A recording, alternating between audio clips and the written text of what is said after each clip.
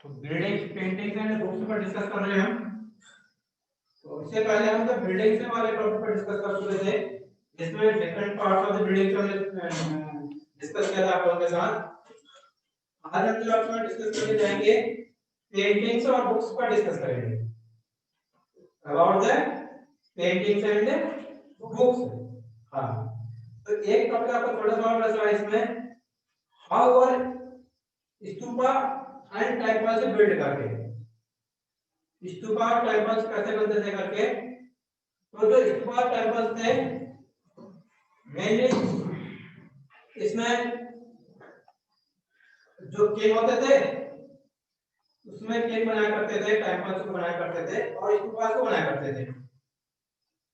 Caves were making the temples and stupa. हाँ, और उसमें जो क्राफ्टर्स जो करते थे उनका मेन रोल होता था। और उसमें क्या टेम्पल्स में देखेंगे बिग बोल्डर्स, जो टेम्पल्स होते थे वो बिग बोल्डर्स होते थे। जब उस टाइम में उनको कैरी करने का इतना बड़ा कोई साधन नहीं था, नहीं तो ट्रांसपोर्ट कोई भी डेवलप नहीं थे, फिर भी क्या होते वो टेम्पल से बहुत बड़े स्टोन के बने होते थे। तो आप सोच सकते हैं वो कैसे ले जाते होंगे, कैसे उनको एक जगह से दूसरी जगह पर ट्रांसपोर्ट करते होंगे। ये हो गया। और दूसरा हमारे पास है पेंटिंग्स करके, पेंटिंग्स। और पेंटिंग्स में जो कि हमारी आपके एग्जांपल दिया गया है अजंता और एलोरा। अजंता और एलोरा की जो केव्स हैं वहां की पेंटिंग की बात कही गई है, या फिर उसमें जो बुद्धिस्ट मॉनेस्ट्री होती थी उनकी पेंटिंग की बात कही गई है, बुद्धिस्ट मॉनेस्ट्री। और जो ये पेंटिंग में होती थी नेचुरल पेंटिंग होती थी। आजकल जो हम पेंटिंग यूज करते हैं केमिकल पेंटिंग यूज करते हैं, उस समय नेचुरल पेंटिंग होती थी। अब नेचुरल पेंटिंग जो होती थी ये प्लांट से एंड मिनरल से बनी होती थी पेंटिंग्स। पेंटिंग किससे बनी होती थी? प्लांट्स प्लस मिनरल से बनी होती थी, मिनरल्स।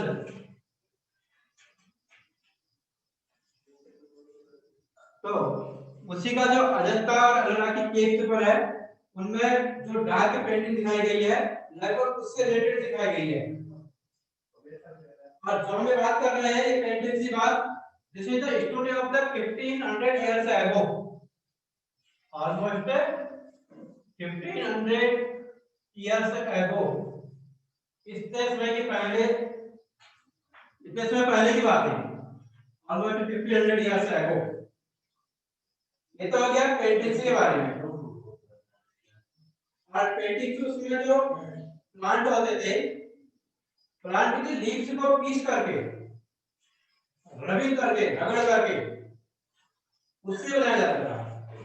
आप राइटिंग पर्पस के लिए कहें या कहीं पर पेंटिंग करने के पर्पस के लिए कहें, और उसी में से पेड़ की एक ब्रांच निकाली ट्री की, उसी का ब्रश बना दिया, उसी ब्रश से पेंटिंग कर दिया,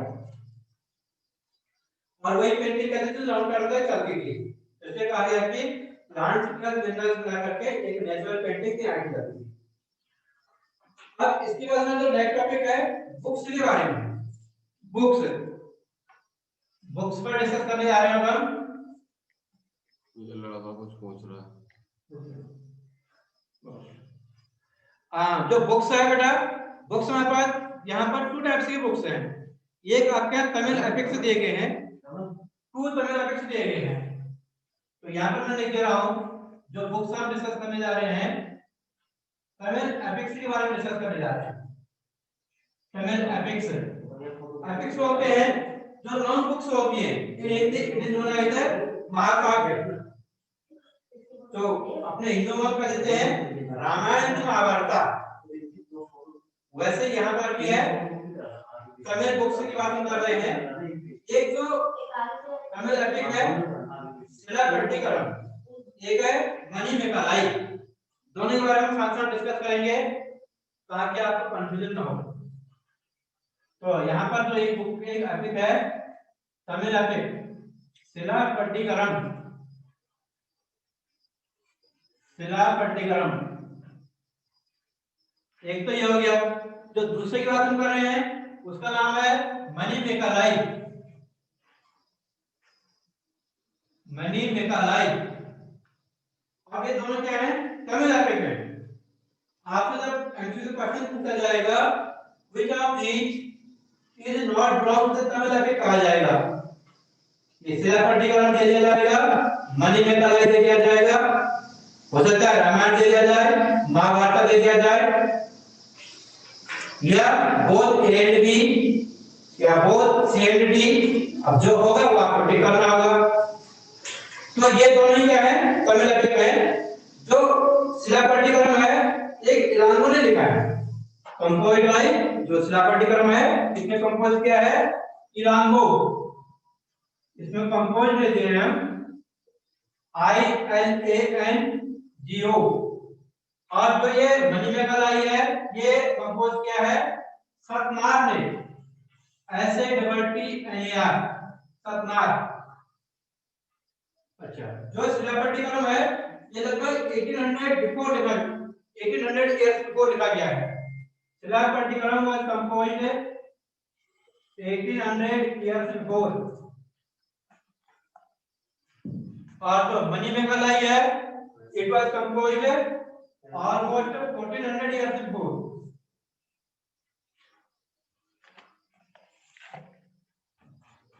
कंप्लीट स्टडी आप देखते रहना। देन अब तो शिलापट्टिकरम है, वहां पर जो हीरो हीरोइंस हैं, कैरेक्टर्स हैं, जैसे आपको आप फिल्म देखते हैं उसमें ये हीरो हीरोइन देखते हैं, वहां पर आज तक भी क्या होते हैं? कैरेक्टर्स होते हैं। उसमें भी कैरेक्टर्स हुआ करते थे, यहां हम क्या लिख देंगे? कैरेक्टर लिख देंगे, CHARACTERS, कैरेक्टर्स। इसका नाम बता दो सर। तो 1 2 3 4 5 6 7 8 9 10। हाँ,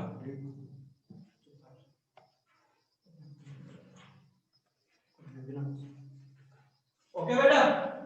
तो यहाँ पे कैरेक्टर्स है, चाहे आप इनको हीरो को या हीरोइन को, आपकी सुविधा के लिए इसको हीरो और हीरोइन लिख दे रहा हूँ, हीरो एंड हीरोइन, हीरो और हीरोइन। अच्छा, अब यहाँ पर हीरो बताया गया है कोवालन है, कोवालन। और इसकी जो इसको हम हीरोइन कह सकते हैं, कोवालन एक मर्चेंट है, समझ, मर्चेंट है कोवालन। ये हो गया कोवालन, कोवालन क्या है? मर्चेंट है, व्यापारी है वैसे ही। और इसमें हीरोइन कौन है? इसमें माधवी है, माधवी। अब माधवी क्या है? इसकी कोर्टियर है, दरबारी, COURTESEN, COURTESEN। ये हो गया। लेकिन जो एक कोवालन की जो रियल वाइफ है उसका नाम है कार्नेगी, इसकी वाइफ का नाम है कार्नेगी, CANNAGI, कार्नेगी। अब बात क्या होती है? जो कोवालन है he was a merchant and fell with the love of the Madhavi in place of her his wife Karnagi। Carnegie उसकी वाइफ है, अपनी वाइफ से विमुक्त होकर के किसके पास जाता हो? एक दूसरी लेडी के पास चले जाता है जिसका नाम है माधवी। अपने मित्रों को क्या किया जाता है? ये रहने वाले हैं कुहार में रहते हैं। ये कहाँ रहने वाले हैं? कुहार एक जगह है, तो लिब्रे में लिख दे रहा हूँ, लिब्रे कुहार। बट जब ये क्या करता है? माधवी से शादी करता है और कार्नेगी को छोड़ देता है। इसे कहा? इन दोनों को यहाँ से छोड़ने के लिए मजबूर कर दिया जाता है, भागने के लिए फिर वो कहां चले जाते हैं, मदुरई चले जाते हैं। शिफ्टेड इन लिख दिया मैंने यहाँ पर, शिफ्टेड इन मदुरई, मदुरई में चले गए। ठीक हो गया। अब इसके बाद इतनी कहानी इनकी होगी। अब क्या होता है, जब कोबालन और कार्नेगी है, इनकी क्या होती है, सॉरी कोबालन और माधवी, कार्नेगी तो उसने छोड़ दी है, कोबालन और माधवी की शादी होती है, इनकी एक लड़की भी होती है, डॉटर, तो उसका नाम होता है मणिमेकालाई, मणिमेकालाई। इसी को लेकर के स्टोरी है दूसरी वाली, मणिमेकालाई एपिक की जो है। तो यहाँ पर किसकी स्टोरी है, story story of the daughter of पानी पी गया। कोबालन एंड माधवी, कोबालन एंड माधवी। इसीलिए स्टोरी इससे 400 ईयर्स आफ्टर लिखी गई है। ये हो गया। तो यहाँ पर जो करेक्टर है daughter of the Kovalan and Madhavi है। इतना हो गया। अब बात कर रहे थे कुहार और मदुरई की बात कर रहे हैं।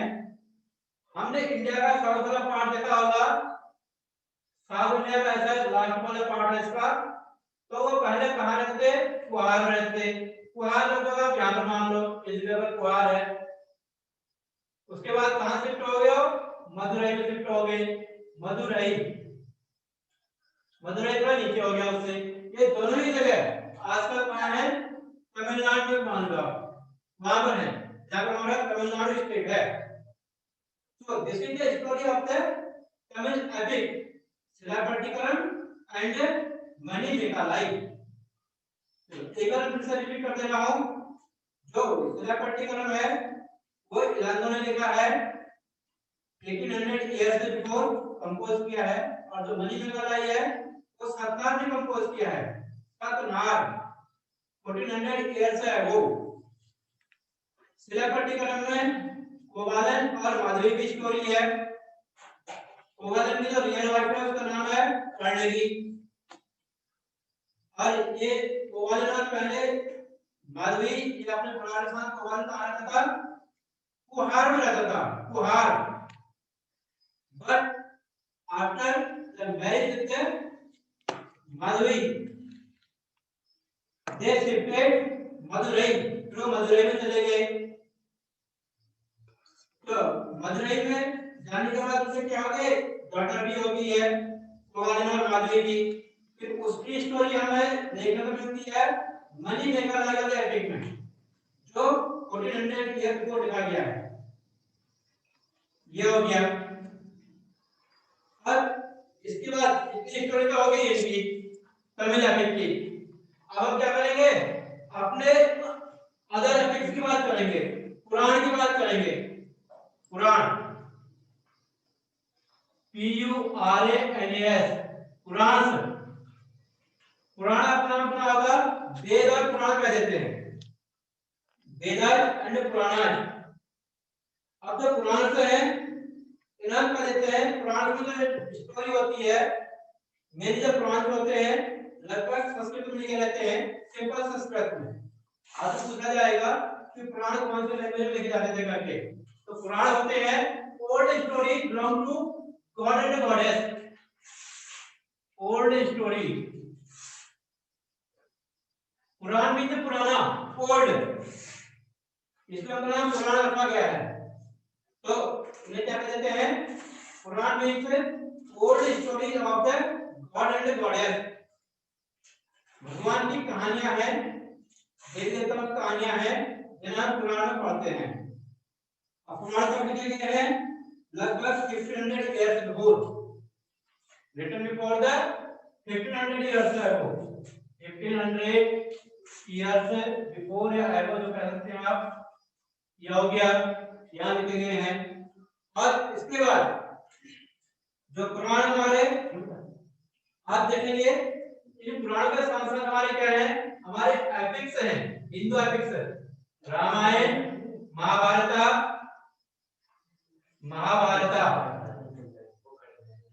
क्या हो गया। अब रामायण में किसकी स्टोरी है? श्री राम की स्टोरी है। Ramayan was the story of the Shri Ramchandra, Shri Ramchandra. Mahabharat की स्टोरी है कौरव और पांडवों की, कौरव एंड पांडव, कौरव और पांडवों की स्टोरी है महाभारत में। और कौरव और पांडवों की स्टोरी हस्तिनापुर को लेकर के है। इनकी जो उसमें कैपिटल हुआ करती थी, हस्तिनापुर हुआ करती थी, कैपिटल हस्तिनापुर, हस्तिनापुर कैपिटल के इनका लड़ाई हुआ था कौरव और पांडवों में। कौरव और पांडव क्या थे? आपस में कजिन थे, छोटे भाई और बड़े भाई के लड़के। कौरव हुआ था 100 से और पांडव हुआ था ओनली 5। तो आपने आजकल चल रहा था लॉकडाउन में रामायण महाभारत स्टोरी आप देख रहे होंगे, सुन रहे होंगे। यहाँ कौरव हार जाते हैं, पांडव जीत जाते हैं। यहाँ श्री राम और रावण का वही फाइट होता है, तो रावण हार जाते हैं, श्री राम जीत जाते हैं। रावण अच्छा, तो हमारे रामायण है, एक बारी रामायण होती है, एक रामचरितमानस होती है। रामायण एक है रामचरितमानस। अब दोनों में क्या डिफरेंट है? जो रामायण है, रामायण लिखी है महर्षि वाल्मीकि ने। Ramayan was composed bye Maharshi Valmiki. Ramcharitmanas compose की है गोस्वामी तुलसीदास, तुलसीदास जी ने। आपकी रामायण है संस्कृत में, संस्कृत में। और जो रामचरितमानस है वो है अवधी में, अवधी लैंग्वेज में। रामायण है रामचरितमानस कंपेयर में ओल्ड बुक, इसे हम ओल्ड कह सकते हैं रामायण को, और इसके कंपेयर से क्या कर सकते हैं, थोड़ा न्यू कह सकते हैं। This is the story of the Ramayan and Mahabharat. अब इसके बाद एक कहानी बताई गई है, कालिदास की बताई गई है। कालिदास मेघदूत एंड अभिज्ञान शाकुंतलम। एक यहाँ पर हमारे पास आते हैं कालिदास आते हैं, इनकी तो रचनाएं हैं मेघदूत एंड अभिज्ञान शाकुंतलम, अभिज्ञान शाकुंतलम।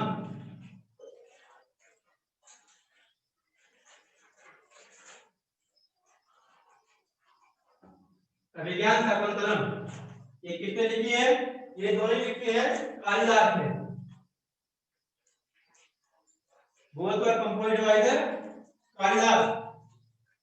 और संस्कृत में लिखी गई है, दोनों की लैंग्वेज है संस्कृत। जब आप संस्कृत पढ़ेंगे, यहाँ पर आप कालिदास की ये कंपोजिशन पढ़ेंगे मेघदूत अभिज्ञान शाकुंतलम में। हो गया बेटा? इसके बाद है एक आपके यहाँ पुराण में ऑर्डिनरी मैन। अच्छा, एक स्टोरी है इसमें मंकी किंग की, story of the monkey king ने लिखा है, स्टोरी ऑफ मंकी किंग। यहां पर मैं लिख दे रहा हूं स्टोरी ऑफ मंकी किंग। आप किसमें बताया गया है कि एक मंकी था, मंकी किंग था, उसके कितने थे? 80,000 फॉलोअर्स थे। How many followers? 80,000 है। मंकी किंग के फॉलोअर कौन होंगे? मंकी ही होंगे। तो एक बंदा था, उसके साथ उसके कितने थे? 80,000 अदर मंकी थे, इतने बंदर उसके साथ और थे। और वो कहाँ रहते थे? गंगा किनारे रहते थे, गंगा किनारे, living near the bank of the Ganga. तो यहाँ पर देखते हैं हम लिविंग नियर रिवर गंगा।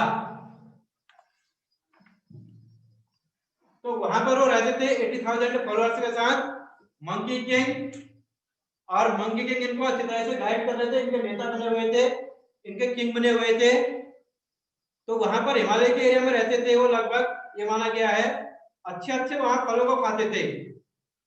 तो एक बार ऐसे ये फलों को खा रहे थे, इनसे क्या हुआ, एक जो फल था इनके हाथ से गिर करके एक मैंगो गिर गया। मैंगो पानी में बहते बहते कहां चले गया, वाराणसी के आसपास पहुंच गया। वाराणसी में तो क्या थे, वाराणसी के जो किंग थे वो भी वहां पर नहा रहे थे। वाराणसी पहुंच गया तो वाराणसी में वहां के नहा रहे थे। उन्होंने देखा कि क्या आ रहा है, आम आ रहा है कहीं से आम।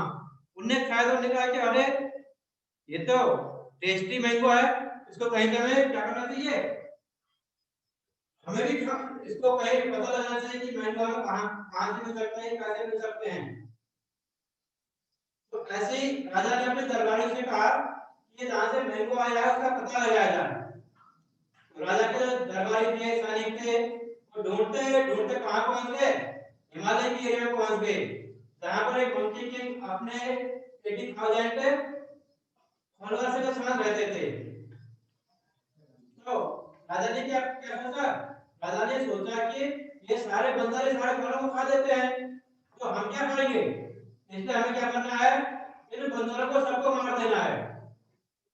लेकिन जो बंदरों का राजा था मंकी किंग, वह अपनी प्रजा के लिए बहुत ज्यादा सोचता था। तो उसने क्या किया, उसने आम की टहनियां तोड़ी, branches of the mango tree,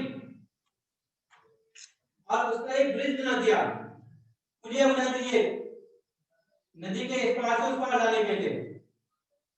तो पुलिया बनती कैसे, उसने अपने हाथ से पकड़े रहा वो पुलिया पुलिया को, टहनियों को, और सारे बंदरों से उसने क्या कहा, सब गंगा के पार निकल जाते हैं, उस पार निकल जाते हैं, वहां राजा हमारे पास नहीं आ पाएगा, वाराणसी का जो राजा है। तो वास्तव में क्या हो गया, 80,000 जो मंकी थे उसके फॉलोअर थे वो सब गंगा पार हो गए। लेकिन 80,000 बंदरों को पास करने तक क्या था, वो उन टहनियों को पकड़े रहा मंकी के।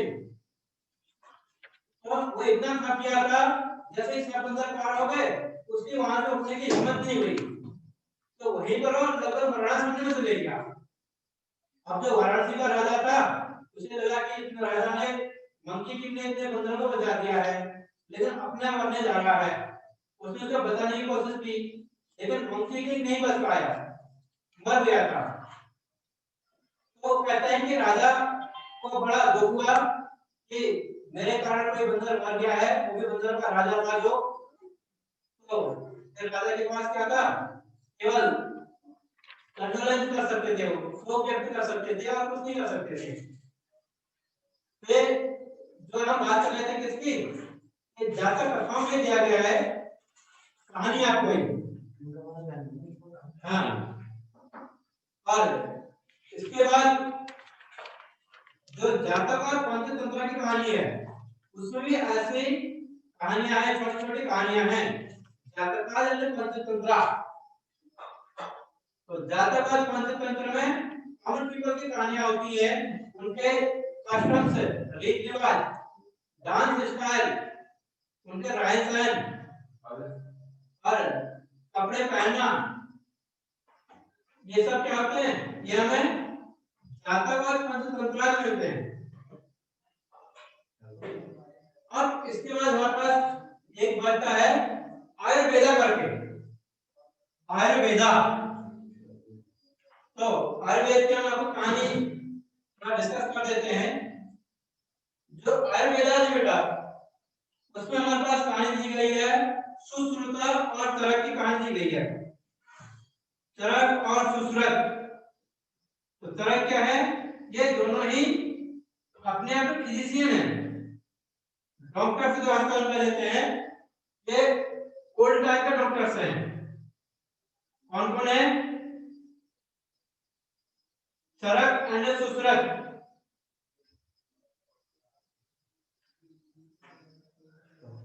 अभी मैं थोड़ा सा इसको रब कर दे रहा हूँ, फिर आपको सेंड कर दूंगा। ये लिखा हुआ आप लोगों ने नहीं लिखा है तो भी मैं आपको इसको सेंड कर दूंगा, लिखा है कोई बात नहीं। तो आयुर्वेद की हम बात कर रहे हैं, तरक और सुश्रुत की बात करते हैं। यहाँ पर दोनों क्या है, अपने आप अपने टाइम के ग्रेट फिजिशियन हैं, डॉक्टर्स हैं। आजकल के जो एमबीबीएस डॉक्टर्स होते हैं वैसे ही डॉक्टर मान लो आप उनको। तो इनकी थोड़ा सा बात कर लेते हैं। आयुर्वेदा, तो यहां पर लिख लेते हैं आयुर्वेदा। हम बात करने जा रहे हैं चरक और सुश्रुत की, चरका एंड सुश्रुता। सुश्रुता, अब दोनों की कहानी है हमारे पास। तो ये दोनों क्या है, तो आयुर्वेद है। चरक है फर्स्ट और सेकंड सेंचुरी में डेवलप हुए थे ये, he belong to the first and second century, first and second century. ये तब की बात है, उसमें क्या है। और जो सुश्रुत है ये है ऑलमोस्ट फोर्थ सेंचुरी के। तो first AD second AD, he belong the fourth AD या 400 एडी भी आप कह सकते हैं। तो सेंचुरी का मतलब हो गया 100 इयर्स का है, यह हो गया। अब जो चरक ने जो लिखी है, चरक संहिता लिखी है। चरक के बारे में, चरक संहिता में मिलता है चरक के बारे में, चरक संहिता चरक के बारे में इनमें। और यहां मिलती है सुश्रुत संहिता, सुश्रुत संहिता। अब जो चरक है, चरक के बारे में चरक संहिता में जो मिलता है उसमें इन्हें आयुर्वेदिक मेडिसिन पर खोज की थी, उसके बारे में इलाज करते थे। और ये क्या थे, ये सर्जिकल प्रोसीजर करते थे, सर्जिकल प्रोसीजर, PRODUCER। ये सर्जिकल मीन से ऑपरेशन वाले थे, ऑपरेशन किया करते थे। और उसमें क्या था, आजकल की तरह है मशीन से नहीं थी, एक्सरे अल्ट्रासाउंड मशीन नहीं थी, और इंजेक्शन नहीं लगाए जाते थे। खाली क्या थी, नेचुरल थेरेपी की जाती थी जड़ी बूटियों से। आयुर्वेद और चरक संहिता। अच्छा, एक आपके यहाँ दिया गया है राइटिंग बुक्स इन साइंस करके, आर्यभट्ट और आर्यभट्ट के बारे में दिया गया है राइटिंग बुक्स इन साइंस। ये भी थोड़ा सा डिस्कस कर लेते हैं, writing books in science, writing books in science करके। तो यहाँ पर जीरो के खोज करने वाले थे एक आर्यभट्ट। तो आर्यभट्ट के बारे में आपको दिया गया है आर्यभट्ट। तो आर्यभट्टियम, आर्यभट्ट की जानकारी मिलती है आर्यभट्टियम से मिलती है। आर्यभट्ट वाले मैथमेटिशियन, आर्यभट्ट मैथमेटिशियन थे। और संस्कृत में बुक है इनकी, जीरो चिन्ह ने खोज की थी कह देते हैं। तो यहाँ पर लिख देंगे मैथमेटिशियन। तो इनकी बुक है आर्यभट्टियम, भट्टियम। तो इनकी क्या हुई है, संस्कृत में बुक है, संस्कृत बुक। तो इनने जीरो को इन्वेंट किया था, इनने इन्वेंटेड जीरो आप लिख सकते हैं, इन्वेंटेड जीरो। तो जीरो पर बहुत सारी स्टोरी है, बहुत सारी कहानियां भी है, लोगों ने आजकल पोएट्स बना दी है। इससे अल्लाह ने जो किया था रोटेशन ऑफ द अर्थ, अर्थ का जो रोटेशन होता है उसको भी इन्होंने डिस्कस किया था, रोटेशन ऑफ अर्थ। तो इससे अलावा जो अदर इनके टाइम के जो अदर साइंटिस्ट हैं उनमें से आप कह सकते हैं कि एक 12 मेहर हैं, ब्रह्मगुप्त हैं, इनके साथ के। तो जो आर्यभट्ट हैं, आर्यभट्ट को जीरो का इन्वेंटर माना जाता है। और जो दूसरी बात इसमें है कि आर्यभट्टा इनने और क्या सर्च किया था, रोटेशन ऑफ द अर्थ। जो रोटेशन ऑफ द अर्थ होता है, अर्थ के डे और नाइट्स होते हैं due to the rotation of the earth. इनने एक चीज और इन्वेंट किया था कि जो सन है, सूरज है, डेली राइज करता है, डेली सेट्स ऑफ होता है। रोज सूरज का उगना और रोज सूरज का छिपना ये होते रहता है। ये किसमें कहा था इनने? आर्यभट्टियम, जो इनकी संस्कृत बुक है उसमें इन्हें डिस्कस किया था। या अब ये जो चैप्टर है आपका टेस्ट में आने वाला चैप्टर है, इसलिए लगभग ये समराइज हो गया है। इसके बाद जो जो इसमें चीजें हमने लिखी हैं इनको आप नोट कर लेना।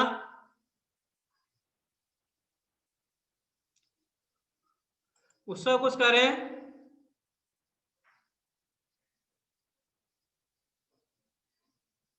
सर कुछ नहीं कह रहा सर, वो मेरा सर लोअर हैंड नहीं हो रहा। ओके, नो मैटर, चलो ठीक है बेटा। लोकेश पाठक। सर ये चैप्टर टेस्ट में आना है। Yes yes. सर सिलेबस में तो सिर्फ न्यू एम्पायर से दिख रहा था। हैं? सर सिलेबस में सिर्फ न्यू एम्पायर है। देखना एक बार नया सिलेबस। यस सर, जो सर भुवन सर ने भेजा था उसमें सिर्फ न्यू एम्पायर वाला है। अच्छा, होगा तो उसी से दे देंगे। Okay okay sir. हाँ ठीक है।